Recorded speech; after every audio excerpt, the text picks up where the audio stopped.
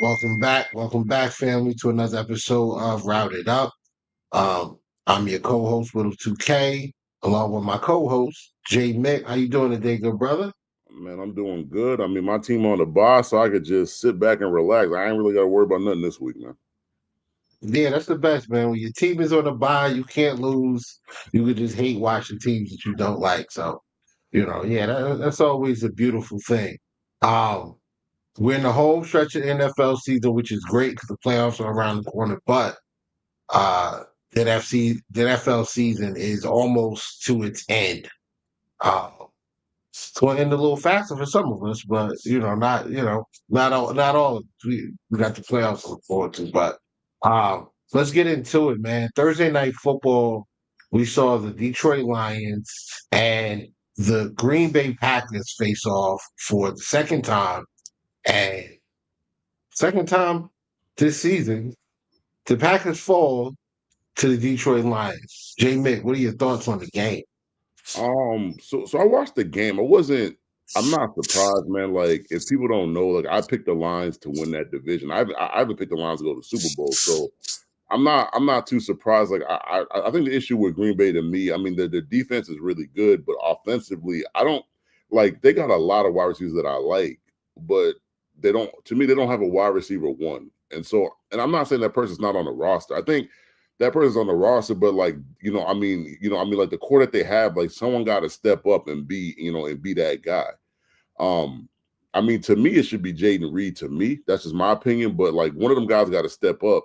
And I believe Christian Watson, if he's not a free agent after this season, he's a free agent after next. So like, they're gonna have some decisions to make. Some guys they're gonna have to pay.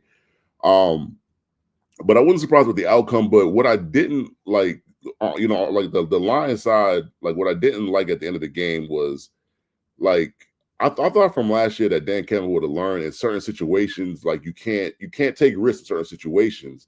And at the end of the game on 4th and 1 with like 30 or 40 seconds to go, if I'm the coach, I'm kicking the field goal. They don't have any timeouts.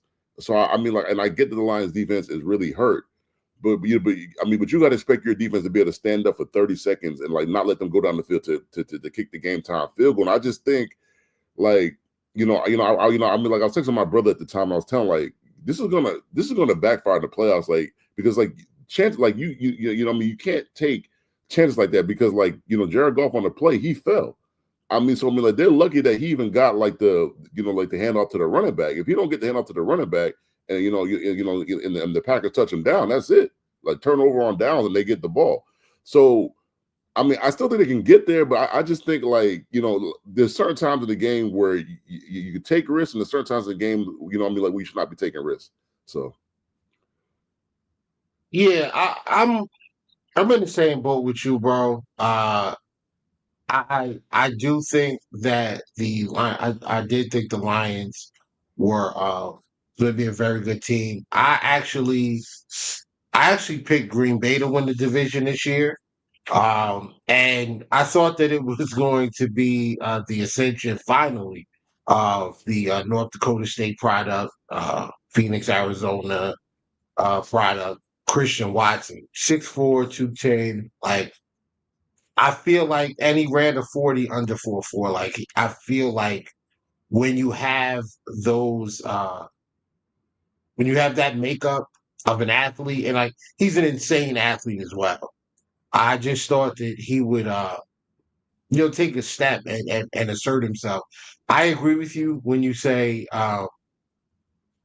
they don't have a wide receiver one. They have a bunch of wide receiver twos and threes that are really good in their own right, but not necessarily dictating coverage. And you saw that. Green Bay faced so much pressure with the blitz from Detroit. And to be honest, there is no way that you should be getting blitzed that much with the wide receivers that you have, as well as Jordan Love, who has the ability to get the ball down the field. Those guys, somebody's got to step up and dictate coverage. Somebody's got to step up and consistently beat one-on-one coverage, and then you don't subject your quarterback and your offensive line to facing 6 and 7 guys constantly. And I mean, they were dialing it up, and I thought that I thought it knocked Green Bay's offense off kilter early, and they they kind of never got control of that game back. They put together some good drives, uh, but ultimately, I never felt like the Packers were going to win that game. It never felt like they were going to win that game to me. Um, they're going to be a playoff team. They'll probably win a game depending on who they're matched up with, but I don't see Green Bay being able to beat either Detroit or Philadelphia Eagles in the playoffs.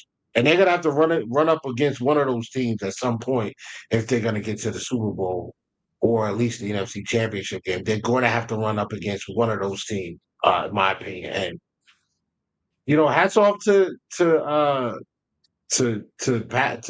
Lions, man. I mean, Coach Campbell continues to push the right buttons. I mean, he's a genius as long as these fourth down attempts keep working and they keep winning games. Once they start losing, then of course, money on the quarterback, people will start questioning his coaching style again. But I mean, they're winning. They're the number one seed in the NFC. Even with all of the defensive injuries, they managed to still stave off that Green Bay offense, who's full of really good weapons, and Josh Jacobs at the tight. I mean, at the running back. So, um, yeah, hats off to them, man. I mean, Philadelphia Eagle fans got to be sick to watch Green Bay go down by a field goal late. Because I mean, listen, I'm a hate watcher. I'm hate watching the Chiefs tomorrow. I will be watching them when they play. Let's see, what time is their game? Yeah, there's a Sunday night game. So I can sit back and pull my dinner plate up and hate watch the Chiefs tomorrow night. I'm going to do that. I'm sure the Eagles are doing the same thing Thursday night, and it is what it is, man. That's the point of the season that we're at. Yeah, but I think the problem with the Eagles right now is like even if so like the Bills play the Lions in Detroit next week. Even if the Lions lose that game, I mean that's an AFC game, like it's against AFC opponents. So like they can lose that game and they're still going to be in like the number one seed. So I mean they're gonna have to hope that the Vikings or like not the Lions, but like the Vikings or like the Bears beat the Lions. And I don't see the Bears beating the Lions.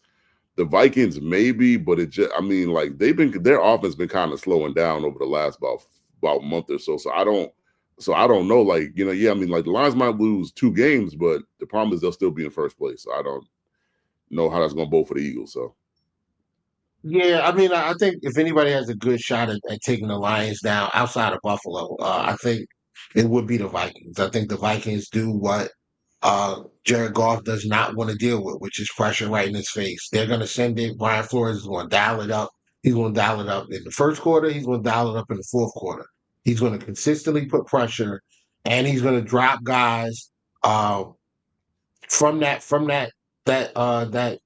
box into coverage into the comfort areas where you want to go get rid of the football quick. So if they can do that effectively, I think the Vikings have a great chance. I mean, it's hard. You'll be hard pressed to find a better trio of receivers than what Minnesota's working with. Sam Darnold's played well.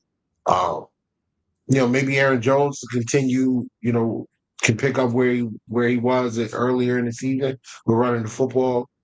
He is getting a little older, and you're starting to see it. But maybe he can dial it up and play very well against the Lions and get and take them down. That's a tough division. Like they got 3 double-digit win teams. Well, actually, I don't know if the Packers are double-digit, but I mean, basically they're all around the same record. So losing a game there is going to be extremely, extremely tough for any team. So, uh, yeah, I think yeah, man. I don't know. I mean, I guess we'll have to see. yeah. The Packers they got the Seahawks next week, the Saints, they got the Vikings after that, and then the Bears. So, I mean, a lot of division games left for the Packers. A lot of division games left for that division. So, at this point, I mean, it's still wide open. That could be interesting getting Yeah, down the stretch until to the end of the season or yeah, what we got next. yeah. It's kind of crazy to be Biggest. You said what? Now it's kind of crazy to be 12-1 and you don't have your division sewn up. That's kind of crazy. I'm not gonna lie. Yeah, I don't know about that, man. Yeah, I mean, you locked that thing up last week, but no. All right, so let's move to the next segment, man, and we'll go with who failed. What team had the biggest offseason expectations and failed at Uh, meeting those expectations? I mean, for me, it's between two teams. For me, it's the Jets and the Niners because everybody expected the Niners to win that division. Um, but like I mentioned the Niners, but I gotta say the Jets. Because going into that was a lot of people's pick, not just to win the division, to win the conference and to go on to the Super Bowl and try to win the Super Bowl. So I mean, I wanted to mention the Niners, but it's not as bad as the Jets because the Niners essentially came back with the same team. So that's why their expectations and they made it to the Super Bowl. Um, but for me, it's got to be the Jets. I mean, I mean, you have Aaron Rodgers coming off the injury, and I mean, everybody, I mean, like in the New York media market was saying, "Oh, he's going to be so great." This, that, and the third. They added Reddick and like like they added other pieces, and even in the summertime there was talk about Adams coming to the Jets, which eventually happened. And so just with all those additions, and I mean like them having a top 5 defense the previous year, um, they're 3-9. I mean, they weren't supposed to be 3-9. Like I didn't personally have them winning the AFC East, but I didn't expect them to be 3-9 either. To me, it's just been a colossal failure. I don't think they should have fired Salah in season, and ever since they did, the defense has gone to shit. I mean, like the offense has never really picked it up. I mean, maybe the first game against the Patriots, that's the best their offense looked all season. Um, yeah, but it just goes to the fact that you can't just put together a bunch of free agent players and expect it to work. I mean, this is not baseball where I mean you can do that and it can work. I mean, like football's a different animal. And you've just seen it throughout the season. I mean, like they've taken losses to teams that they shouldn't have taken losses to, and now they find themselves in like the top 10. So I mean, in terms of the draft board. So I mean, it's a sad, like it's a sad end to their season, but I mean, it is what it is. Yeah. I never like to miss out on the opportunity to trash the New York Jets. But I'm actually gonna go with the Cincinnati Bengals, man. I mean they you know they had a lot of they had a lot of offseason hype. Playing a fourth place schedule. Von Bell comes back. They have a really good draft. They bring in a couple of defensive tackles to fill a void left by DJ Reader. They take a tackle in the first round of the draft this past year, invest money into their offensive line. Like, I mean, they were supposed to be good. Like, Jordan Battle came on last year towards the end of the year to kind of establish himself as the safety. So with him and Von Bell there, then they signed Geno Stone, who had a really good year with the Ravens last year. Cam Taylor Britt, who played well for his career, he's having a down year. They just to be where they are right now and not have I mean, they did lose, a couple of the young guys on the defensive line early, but to just not be able to bounce back, like that defense can't stop anybody. They're losing games 41 to 38, 38, 30, 31. Like Joe Burrow's having an elite season. He's throwing, I mean, I think he's at 30 touchdowns already, like 3 or 4 interceptions. He's got well over 3,000 yards. He's closing in on 4,000 yards. And we still have 5 games to go. And they are essentially out of it. Like they're not going to make the playoffs. I don't believe that they're going to win. I don't think, I think they still have another loss on their schedule. And that's crazy to me because they're playing a fourth place schedule. I picked them to win their division. I thought they were going to win 12 or 13 games easily. And it's looking like they may lose double digit games. Like it's really bad. It's really bad. I'm super surprised by them. The Jets stink, but I mean I gotta say the Bengals are like right there with with the expectations. What a failure at least. Yeah. I mean, I could agree with that too. And another team I'm throwing there is Jacksonville too, because a lot of people thought that the Texans were I mean, going to win that division, but I mean they thought that Jacksonville would actually compete for that division, and they have done nothing but a not compete. So I mean it hasn't really been a season for them. I mean they're 2-10, and they got the first overall pick in the draft right now. So I just had to throw them in too. Okay. Hey, boss man, can we go? Can we go with the off season expectations that have been superseded? Because I'd love to shed some light on a team that far exceeded the expectations laid on their hands and feet in the off season. Can we do that, sir? Is that all right? I guess so. He's not saying no. Yeah, pretty It's much. better to ask for forgiveness than ask for permission. So listen, JMIK, let's talk about the biggest offseason miss by all the ball knowers and national media people. What team has exceeded the expectations from the offseason? I mean, for me, I'm gonna go. I'm gonna go with a different team. I mean, I know the team you're gonna go with, but I'm gonna go with a different team. Um, You so know, but go so ahead. so I'm gonna go with the Washington Commanders, right? Because me personally, I didn't really expect much because I mean, like they like they drafted a rookie quarterback second overall. Um, like I thought they, I mean, like with the offseason moves they made, though, I thought they could win more games than they won last year. But for them to be sitting at 8-5 right now, in the way that they played defensively, I didn't expect it. I didn't expect their offensive line to actually play as well as they've been playing because I mean because in the previous year, like the offensive line was one of the worst. Um, so I'm gonna go with them. I mean, a big surprise. They're actually still they're actually still in it for the division. I mean, I did pick the Eagles to win that division to start the year off. So I mean, it's kind of how I forecasted it. I just didn't expect them to be in the DME 2 spot in the NFC East. Jaden Daniels played really well. And I mean, like the players they've drafted have I mean, like they've had a really good draft class, and the free agents that they've had have contributed, and that's all led them to be 8-5. And it's been a tremendous success for them. Yeah, I'm actually gonna go with another team. I'm gonna go with the Denver Broncos. The Denver Broncos were expected to pick in like the top five, top 10. They jettisoned a ton of talent. Simmons is gone. Judy's gone. Um, they let they sat Russell Wilson last year. I mean, they have looking at it now, 90 million, over $90 million, a shade over $90 million in dead cap that they're working with this year. By far, I think that might be the most.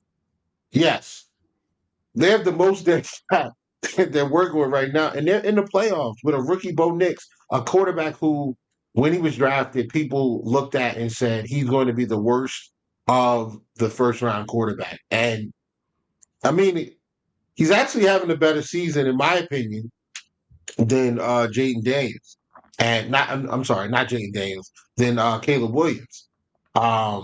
I think he's played well. I think he's done a great job of absorbing what Peyton has been coaching. Uh, he's not making the critical mistakes often.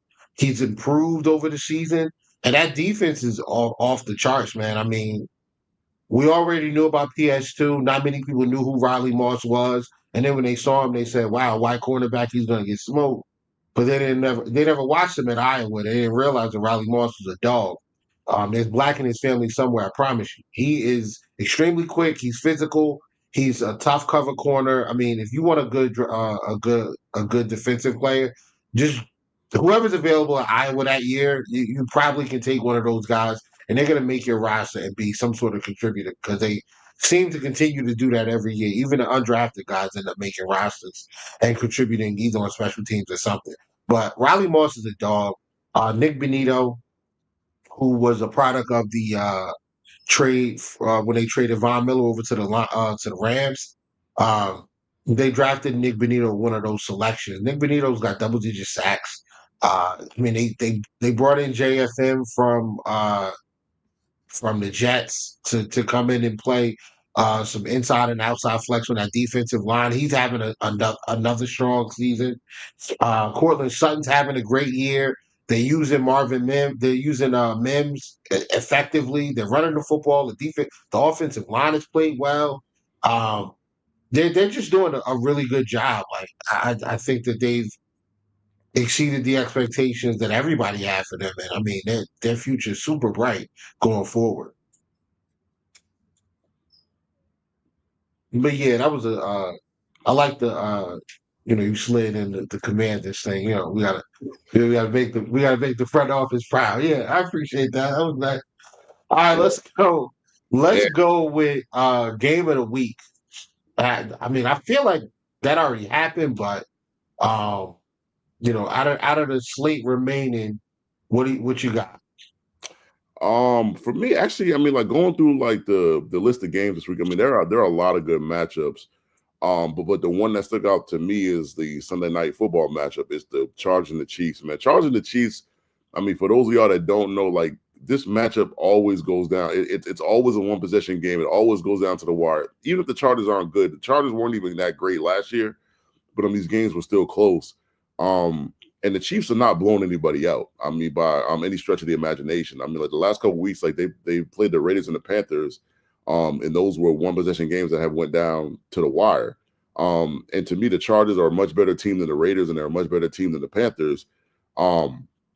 So I think you're going to get that same kind of situation. I mean, Chargers defense in terms of points per game is the best in the league. And then you also have Justin Herbert. And I mean Justin Herbert is using the hell out of Ladd right now. I mean, like Ladd is playing really well. I think Ladd is questionable to his shoulder, but I'm pretty sure he's going to play. And then you also got the Chiefs. I mean, the Chiefs defense is one of the better defenses in the league. It's not as good as it would start off the season, but it's still pretty stout and still pretty good. They got a Pacheco who's coming back off his first game being back. He to me looked a lot better than I thought he would. Coming back after what, like was it 7-8 weeks of not playing football. Mhm. And Broken leg, yeah. yeah, I mean, so when you mix all that in, I mean, this is a good AFC West rivalry. And so I expect a good game. Yeah, I'm that's my game of the week as well. Um, the implications there for the one seed, playoff seeding, a playoff spot. I mean, if you look at where the Chargers are, they're fighting between that 6 and 7 spot. Um, and they potentially could elevate to the fifth if the Ravens continue to slide. I mean, the Ravens are at 5 losses now. If the Chargers make a push towards make a push this final stretch, they can find themselves in the fifth spot and going to Houston to play a Texas team who really doesn't look all that great. And you want to definitely finish ahead of the Broncos. I mean, the Broncos have a rookie quarterback. You definitely don't want to be that. You don't want to be the team that finishes behind them, especially when they're in the same division. Uh, Also, the Chargers have always played the Chiefs close over the last couple of years, like you said. But one thing I have to one thing that always seems to happen to the Chargers is they always manage to find a way to screw it up. Like in the fourth quarter, they always find a way to screw it up. They go for it when they shouldn't on their own side. Um, and then Herbert has a terrible interception late in the game, and the Chiefs are able to stay ahead. Um, Mahomes drops a wad of cash, and the referee picks it up, and then they get some imaginary holding call in the secondary somewhere, and then they manage to beat the Chargers. It's always something. Now with Harbaugh there, that team is playing. They have a different identity. They're playing well. Defensively, they're one of the best in the league. Offensively, they could use some work. They need some help. They're missing J.K. Dobbins. Quinn Johnson can't catch anything, not even a cold. So they're running through. They got a ton of issues, and I believe Lad McConkey is out this game as well. So, um, I know he didn't practice. I'm not sure if he's out. Don't quote me on that, but um, I think they put the questionable tag on him because I think they're trying to wait to see if he can play. Okay, yeah. So yeah, man. I mean, I just feel like they got a chance. They got a chance, and the Chiefs haven't looked, super unbeat. They haven't looked unbeatable this year either. So if you get the opportunity to get into a close game with the Chiefs, it's winnable. Hopefully they pull it through. I would love that as a Bills fan because then that will put us in the number one spot, provided we take care of the Rams. But yeah, that leads us to the next segment. If you're done, we're done with the Sunday night game. Yep. Ready to move on? All right, cool. Uh, Upset of the week. I'll lead. I'll go. I'll start this one off, man. Upset of the week. It's hard to look anywhere past the Browns and the Steelers. It's a divisional game, so those games are always tough. But I mean, the Browns already beat the Steelers once. I don't know if this is the week that Jameis is delivered from pick sixes, but this is a divisional game, man, and they always the AFC North games are always, you can throw the records out. They're always tough games. They're always hard fought games. The Browns defense, man. I mean, it looks good. It looks rejuvenated a little bit, um, even though the big man, the action figure on the defensive line, Miles Garrett, he's dealing with a foot issue, but they're playing complementary football at this point. The defense is doing what it needs to do at times, and the offense is finally putting up points. Chubb still hasn't returned to form yet. They're still working him in, but Jameis is giving his receivers an opportunity. Uh, Elijah Moore, Judy, and Joku, these guys, Cedric Tillman, like these guys are getting a chance with Jameis back there. Now, if he could just stop throwing to the wrong jersey, the Browns might be able to do something. But I would not I would not look at this game and say it's a guarantee that the Steelers can win. I think this is a very winnable game for the Browns, and the Steelers need this because the Ravens just lost. Like they lost last week. You know, you guys win this game, and you put even more distance between yourself and the number two spot in that division. Because God knows you don't want to end up in a wild card, have to go on the road. Yeah, I mean that's definitely true. Um, for me, I mean, upset of the week, I mean, I was looking through the slate. I mean, there's a couple games like I wanted to pick the Chargers, but I just watching this matchup year in and year out, twice a year. It's kind of like what you said in the last segment. The Chargers find ways to lose. So I didn't go with them. So the game that I went with is the Seahawks and the Cardinals. I think the Cardinals I think they're like 2 point favorites, 2.5 point favorites. So I'm gonna go with the Seahawks, man, because the Seahawks could really, if they could beat the Cardinals here, they could kind of put a death grip on that division. Because they already beat the Cardinals a couple weeks ago, and they can go in Arizona and beat them again. Um, I mean, I think they're going to win the division anyways. But like, if they can win this week, I think they can sew it up. Me pretty soon. So I mean, like, they got to go in there. I think for the most part, like, they're pretty healthy. Their defense has been playing a lot better. As of what, the last 4 to 6 weeks. So I mean, like, they're not giving up as many yards in the passing game, the running game. And then I mean, like, offensively, I mean, Geno's pretty much played well the whole year. I mean, like, he's turned over the ball like somewhat, but it hasn't been too bad. I would say. The only thing I say for the Seahawks is I think Kenneth Walker is out this week because I think he's out with something. So they're gonna have to depend on Charbonnet. Charbonnet is a guy that I've always liked. Coming out of UCLA. He I think my major issue with Charbonnet, I mean, versus Walker, Charbonnet just, I mean, doesn't have the burst that Walker has. So I mean, that's just something that they're gonna have to deal with on Sunday. But I like their trio of wide receivers, and DK, JSN, and Lockett. I mean, so I think it should be all right. And I think it's gonna be a close game, but I think they can pull the game out. Yeah, I agree with that. I mean, I don't know. I mean, they're so close in record, and I mean, the Seahawks going on the road, beating them in Arizona. I don't know if that's a. I don't know. I don't know. That doesn't feel like an upset. Um, Chargers beating the Chiefs definitely would. That would be an upset.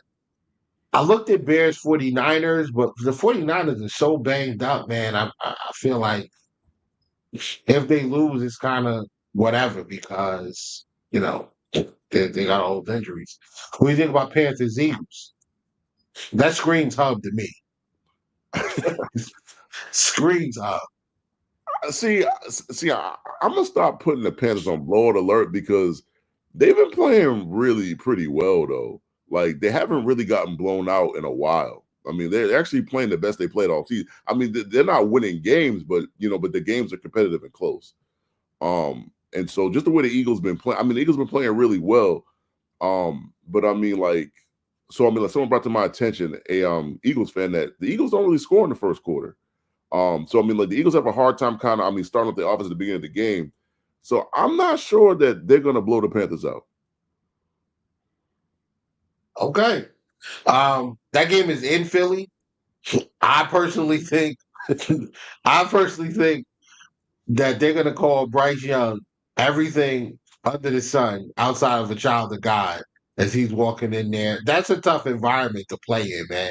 Like it's a tough environment to be a fan sitting in the stands. So being a player, subject to what Philly fans are going to subject you to, like they may call him out his name as the bus is driving through the city. They may throw stuff at the bus. Those people are nuts. So good luck. I mean, I didn't pick them this time because I feel like I picked them all the time, and I just wanted to be nice this week. But yeah, that's a rough situation for them to be dealing with. All right, let's go with blowout notice. I'll let you lead off on blowout notice. This is actually not as hard as I thought it was going to be. I'm going with the Jets and the Dolphins game. I think the Dolphins going to blow out the Jets. The game in Miami. If you looked at the Jets injury report, it's reading like a CVS receipt right now. Um, Wow. so I mean, like, I'm not even gonna give you some of the names on that list. I mean, like, it's a lot of their starters. I mean, one name I'm gonna give you, Brees Hall, is doubtful. And I mean, like in the NFL world, when you're doubtful, the chance that you're gonna play, it's about a 20 less than 20% chance that you're gonna play. So I don't see him playing, and they got a bunch of linemen on the offensive line. They got some D linemen out, the linebackers out. So I just, and going against this offense, I mean, like, you're going to need all hands on deck because I mean they could boat race you. I mean that's just the reality of it. I mean, Tua has been playing really well lately.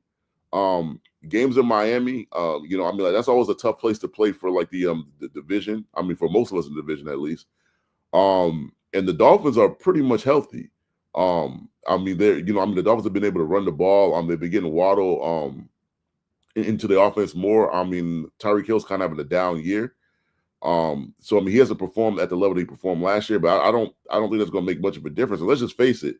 I mean, the Jets are kind of a mess. Like they haven't won very many games since they fired Kinda. I mean, like the Jets have won one game since they fired Salah. I think it's one game. And I mean, like, they don't know if I mean, like, Aaron Rodgers says he wants to play, and I mean, like, there's been reporting on both sides that they want him to come back or they don't want him to come back. And I mean, I just think in totality, it's a bad situation, and they're playing to lose. Like, they want to get the highest draft pick they can get for the new GM and coach. So I don't see them putting up much of a struggle. And then I see the Dolphins, I mean, like, blowing doors. Yeah, the only team that they beat since firing Salah was the Texans. That's it. That is it. And they beat the Texans by 8. Wow. But the Texans, man. Jeez. Uh, can we put them in there as failing expectations? Like, do you think that they're failing their preseason expectations? It feels like they are to me. I mean, I can agree with you on that. I mean, yeah, yeah, I I would say expected so. them to be better defensively. I expected them to be way more explosive offensively, especially when they added Mixon. I thought that was the missing piece to make their offense just amazing. I know Nico Collins has missed some games, but I mean, Nico been back now, and I mean they still squeaking out dubs against bad teams, and they got players trying to kill people. But anyway, I'm gonna go for blowout notice. I'm going to go with the Rams. I think the Bills, and I feel like this is a homer pick right now. I feel like I don't know why I'm truly not really biased, guys. Like I promise you, I'm not. Don't be fooled by the red, white, and blue. I'm just very patriotic. I look at this game, and I mean, I'm looking at the Rams have a really good front four. The defensive line is young and active, but they're young. They're not super experienced yet. They got a couple of rookies and second year guys on that line. They're great players. They're really good players and they work well together. And I think they may have the defensive rookie of the year on their roster, Jared First. But um, yeah, after that, like you know, what do you have back there? Like the linebackers, the corners, they're not very good. Safeties. I mean, Cam Kitchens is back there, but Cam Kitchens is not anything to really write home about either. They got a couple of corners out there. Those guys they're tiny. They're like 5'9", 5'10". They're little guys. Um, and you're going up against a Buffalo Bills team with Josh Allen, who's only been sacked 13 times this year. Uh, you know, I've watched this team every week, whether it's been at the stadium or on the road or on television. And there are times where Josh Allen drops back the pass and he's literally standing there waiting for somebody to get open. And nobody's getting their hands on him. And if you manage to get through that offensive line, he's a guy that's gonna scramble. He's a guy that's gonna make guys miss, extend plays and make plays downfield. Um Connor McGovern, who's playing center, he hasn't given up a quarterback hit all year. He hasn't given up a sack, quarterback hit, nothing. There was question marks about him replacing Mitch Morrison. He's played phenomenally. Uh, I do think that the Rams pose some issues offensively. Cooper Kupp and Puka Nacua are always going to be tough covers. Matthew Stafford is one of the elite level players in the NFL at the quarterback position. The Super Bowl champ, multiple 4,000-yard seasons. Like he gets it done. He can throw the ball through a metal door. Um, Kyron Williams, I think, is sixth in rushing, and I still don't think that's enough. Like I feel like they're gonna be able to run the football. They're gonna be able to they're gonna be able to get to the 20, and they're gonna eat up a chunk of yards in the middle of the field. But the Buffalo Bills are a top 5 defense in the red zone. They are a top 3 defense in points allowed in the second half. They are one of the stingiest red zone defenses in the NFL. I mean, and they're very opportunistic. The Bills have the highest turnover margin in the league, and right now we're at plus 17. So and Matthew Stafford's been known over his career to give the ball away sometimes. Kyron Williams used to be a fumble guy.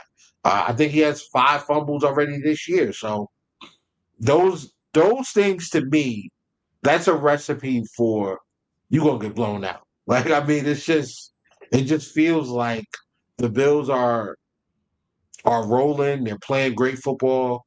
At 10-2, they have to keep winning in order to stay, in reach of that number 1 seed. And the Rams are 6-6. Like they're a young team on defense. They got some guys on offense, but I don't think they have anybody who's I don't think they have anybody that's gonna dictate uh this game be closer than what it should be. So I think the Bills are gonna blow the Rams out tomorrow. I mean, I could definitely seen it happen. I mean, like the last time you went to LA, I think was a couple years ago. Like blew doors in the first game of the season, opening night. Yeah. I mean, to me, the Rams have a hard time stopping the run, and the Bills want to run the ball. So that could be for the Rams, that could be a recipe for disaster, I think. And I think you're getting your wide receivers back. Like Keon's coming back, and then I think Maybe. maybe. And then I think and Damari should be healthier than he was last week. Like I think he just suited up because it was a big game. But I didn't think he was completely healthy because I watched him and he didn't look that healthy to me. So I'm expecting him to be more healthy. And I just think like the thing about the Bills defense is like, if they have the ability to turn you over, they will. And it's like you said, like Stafford is going to give you chances to get interceptions. You just have to, you have to make the catch. That's it. And I think you guys are going to do that. I have no doubt that you guys are going to win. Now, how much you win by, that's kind of up to the team. Pretty much. Yeah. Agreed. Yeah, I feel like that's gonna be crazy. But that's all we got this week. Yeah, so real quick, man, it's a big game coming up next week. I don't want to take any luster away from what's gonna happen, but where you leaning right now? What are you talking about? The Lions and the Bills? Oh yeah, that's the game of the week next week. We can go Uh, ahead and wrap that up now. That's the game of the week next week. yeah, Sure. because what you're looking at is a team that's 12-1 going against a team that's 11-2 potentially. Um, it could be the game of the season, to be honest with you. The regular Yeah. season. It's a very realistic possibility. For me, like I got to see how the Bills play this week. I think it's going to be a really close game. Like I think you're going to get something like the Packers Lions game. Like I think you're going to get a one possession game that comes down to whoever gets the ball last. And I think that's a likely scenario in this game. It's going to be in Detroit, which means it's going to be in good weather. And so the thing about like what I tell people about Josh Allen is like whether the weather's good or not, he's going to be playing well. And right now he's the odds-on, front runner for MVP. And I think this is the game that to me will determine who the MVP is. And I'm not saying Josh Allen got to win, but if Josh Allen plays well enough for his team to win, and it's a close loss, or the team wins, I think you can kind of sew that up. Just to be transparent, that's the way I feel. So you're not buying into the Lamar MV3 hype. No. Nah, I think it's either what I think it is. It's either going to be Josh Allen or it's going to be Saquon. I don't like. To me, the Ravens they lost 5 games. They're not even. It's hard to win MVP when you're not even winning your own division. And then when you toss in the fact that they have Derrick Henry on the team, Derrick Henry, number wise for running backs, he's got the second best numbers in the league behind Saquon. Saquon's on pace to have a historic season. So like Lamar has played probably one of his better seasons, passing wise. But the fact that Derrick Henry's on that team and the fact that they've lost 5 games, I just think it's going to be tough for him to win it. Like I just think it's a 2-man race personally. Like that's just how I see it. I agree with you. Brother. All right, JMIK, what you got going on for today, man? What you got? Oh man, we got the check down going on at 11 a.m. We're gonna touch on all the college football championship games today, and we're gonna touch on the NFL. Okay, all right. That's at what time again? It is at 11 a.m. All right. And where can the people find you? They can find me at JMIK on Instagram, JMIK on Twitter. So Right. And I'm Whittle 2K. I do a podcast with my co-host, Beyond 716, every Wednesday night at 9 p.m. You can find me, Whittle 2K, at on X, on Blue Sky, on Spoutable, on Instagram, all of that. Coast to Coast, they got their own stuff. So check us out, Coast to Coast. We on Wednesdays, and they got their own social media as well. We on TikTok, we on Instagram, we on Facebook, we on just everything, man. X, Blue Sky, LinkedIn, total everything. Indeed, Shoppers Club, whatever you got, you're gonna find us there. All right. Appreciate y'all for showing up. As always, we'll do this again next week at 9 a.m. Tap back in with us. Thank you guys. Have a great weekend. Peace.